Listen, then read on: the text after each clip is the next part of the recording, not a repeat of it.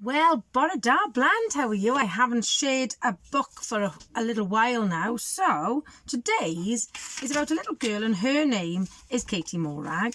Here she is.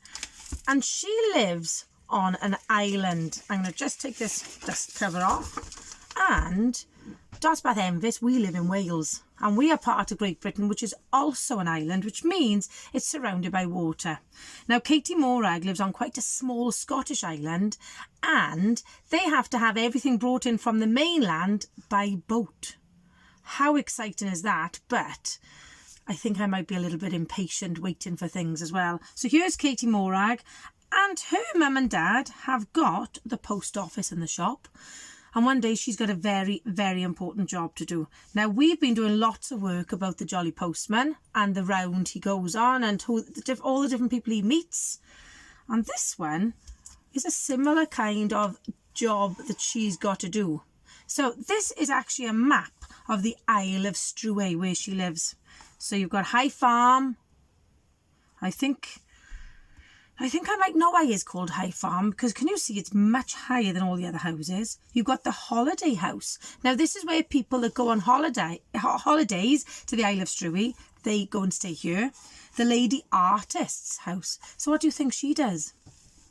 I think her job might be the artist. Now Katie Morag's granny lives way over here, look. Now the mainland is over here. That's the main part of Scotland, the mainland of Scotland. And this is Katie Morag's house. She's got the shop and the post office. And this is called the village. The Redburn Bridge is here. Now this has got an important part to play in the story we are going to read. And this is Mrs. Bayview's house. So to get to Granny's house, Katie's got to go all the way past the village. She's got to go over the Redburn Bridge. She has to go behind Mrs. Bayview's house. She needs to go in front of High Farm. She needs to go past the Holiday House. Actually, she needs to go between the Holiday House and Lady Artist all the way to Granny's house. Now, we were looking at maps when we did Little Red Riding Hood. And that's another map, isn't it? So here it is. Katie Morag delivers the mail. Now, the mail is another word for the post. So she's delivering everyone's letters. There we go. What a lovely day. Mae hi'n hyfryd heddiw. Dyda hi ddim yn bwrw glaw. It's not raining, is it? Mae hi'n braf. It's fine today. Wednesdays were always hectic on the Isle of Struay, for that was the day that the boat brought mail and provisions from the mainland. So anything they needs to come by boat from the mainland. So obviously if the weather is really awful, if it was stormous, then the boat wouldn't be able to get across. But every Wednesday, all the post comes across. And that's Katie Morag's mum and daddy have got a very important job to do because they've got to get all the post out. One particular Wednesday was worse than usual, since baby Liam was cutting his first tooth and both Mr. and Mrs. McCall were in a bad mood. All right, said Mrs. McCall in exasperation. I'll take Liam upstairs to quieten him down. Katie Morag, you take the mail to the houses across the bay. There are 5 parcels. 1, 2, 3, 4, 5. One for each house. The one with the red label is for Granny. Now, if you edrychwch yn ofalus, if you look really carefully, there's the red label. Now, it does look a little bit chaotic, doesn't it, in the post office at the moment? Because, look, that's Mrs. McCall. She's behind there and she's covering her ears. The visitors to the shop, the customers, they are looking, well, look at this lady. Dyda hi ddim yn hapus o gwbl. She's not happy at all, is she? She looks really quite cross. My daddy and grac. He does look eitha grac, doesn't he? Quite angry up there. So Katie Morag, I think, is quite happy to escape because edrychwch. Dyma Liam. Mae Liam yn drist iawn because he's got a tooth coming through. So he is not a happy chappy at all. Pleased to escape, Katie Morag set off.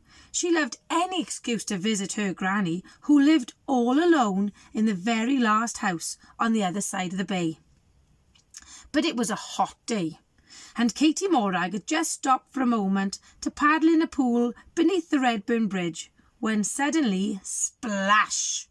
She slipped on a slithery stone and fell into the water, mailbag and all. Look at her face. She's thinking, oh no, this is a big disaster. So she's come off the bridge. Look, she had her wellies on her. Why she had her wellies on it when it was so hot? I don't know. But my hi'n boeth iawn is really hot today, so she decided to go for a paddle. Look at all the sheep. They're crossing the bridge as well, aren't they? Oh dear, wailed Katie Morag, looking at the 5 soggy parcels. All the addresses are smudged, and I won't know which label is for which house now. Only Granny's parcel was still recognisable by the red label. Well, that is lucky, isn't it? So can you see all the writing on the envelopes? Now, this might be a bit tricky, so Richard needs to move it up to the camera a bit more. Can you see that you can't read any of the words now? All the writing has smudged. Now, we put addresses on envelopes and parcels so the postman knows which house to deliver them to. Katie Morag's got a big problem because she's the post girl today, isn't she? And she can't read the writing anymore. What is she going to do? Then, because she was so frightened and ashamed, Katie Morag did a silly thing. She ran the rest of the way to the other side of the bay and threw a parcel, any parcel, except the red labelled one, onto the doorstep of each of the first 4 houses. Nobody saw her. Still sobbing, she ran on to Granny's. Oh no. That was a silly thing to do. So she's just thrown a parcel, boom, boom, boom, boom, and ran. There she is, look, running up the path to her Granny's house. Well, this is a fine borach you've got yourself into, Katie Morag, said Granny, when Katie Morag had explained what she had done. Still, at least you've given me the right parcel. It's got the spare part for the tractor that I've been waiting for. I'll go and get the old grey lady going while you dry yourself up. Then you can try and sort the whole muddle out. So Granny now, can you see that little tiny part there? Now Mrs. Richards isn't very good at car parts, but it does look a little bit like a spark plug. That's my very small little bit of knowledge. And edrychwch, my key dan y bwrdd, the dog is under the table, my cat ar y cadair, the cat is on the chair, and my Katie Morgan yn crio. She's crying, isn't she? Dyna Granny yn crio, because she knows that they can sort this out. Granny had her head under the bonnet of the tractor for a long time. Occasionally, Katie Morag heard muffled words of anger, and she thought of the angry words waiting for her at home. Then suddenly, with a cough of black smoke, the tractor spluttered into life, and they set off to go round each of the 4 houses in turn. So remember, there were 5 parcels. Granny's parcel was sorted. Sawl un nawr. 1, 2, 3, 4, 4 left. The first house belonged to the lady artist. She had been expecting tiny thin brushes for her miniature paintings, but the parcel Katie Morag had left on her doorstep contained 2 enormous brushes. "They're bigger than my painting boards," she said in disgust. Now she sells her paintings, so can you imagine trying to do a beautiful little tiny bit of artwork with those? They are for painting walls, aren't they? The second house was rented by the holiday people. They had ordered fishing hooks from a sports catalogue, but their parcel had been full of garden seeds. "We can't catch fish with daisies and lettuces," they complained. And their t-shirts say, "Have a nice day." But do they look like they're having a nice day? No. They look totally fed up, don't they? At the third house, Mr. McMaster was standing by a big barrel of whitewash, holding the lady artist's paintbrushes. Look how tiny they are. "How can I paint my walls with these fiddling little things?" he asked. In the fourth house lived Mrs. Bayview. That stupid shop on the mainland. Where are my seeds? Flowers won't grow out of these, she said crossly, waving a packet of fishing hooks in the air. So they've all gone to the wrong people, haven't they? Who needed the fishing hooks? The people in the holiday house. Who needed these little tiny brushes? The lady artist. Who was waiting for the seeds? Mrs. Bayview. And who was waiting for these big brushes? Mr. McMaster. So they've all been muddled up. She couldn't have done a worse job of this if she tried. Could she? She didn't. The only one she got right was Granny's. Mr. She's just shutting the blinds, see if that makes it a bit better. After much trundling back and forth, Katie Morag finally managed to collect and deliver all the right things to all the right people. I think that's made it too dark now. Everyone smiled and waved and said, "Diolch yn fawr, thank you very much." Now my Katie Morag yn hapus iawn nawr. She's very happy. Look, the holiday home people are going fishing.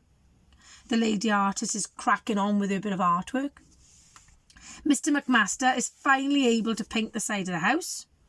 And Mrs. Bayview, excuse me, Mrs. Bayview is going to go in her greenhouse and plant some flowers. By now it was getting dark. Katie Morag thought of the long journey home. She would be very late, and her parents were so bad-tempered these days on account of Liam's noisy teething. "Granny," she said, "would you like to come back for tea?" So Granny now is driving the old grey lady, which is the tractor. They've gone over the bridge and they're going all around the island, back right to the very end here, to the post office. Katie Morag half hid behind Granny as they walked into the kitchen door, but to her surprise, everyone was smiling. Liam had cut his tooth at last and all was calm. "Thank you for helping out today, Katie Morag," said Mrs. McCall. "Isn't she good, Granny?" "Och, aye," said Granny with a smile as she looked at Katie Morag. "She's very good at sorting things out, is our Katie Morag." And she said no more.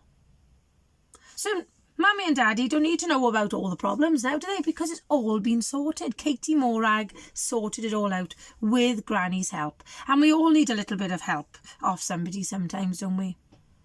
So let's have a think now. How many parcels were there? Sawl un parcel. Pimp. 1, 2, 3, 4, 5. She only knew Granny's. So she only knew 1. So she mixed up 4 and they all went to the wrong people. But my popeth yn iawn now. Everything is fine now because it's all been sorted. I love this story. And in this book, there are 3 more stories. But they are for another day. So, hwyl fawr!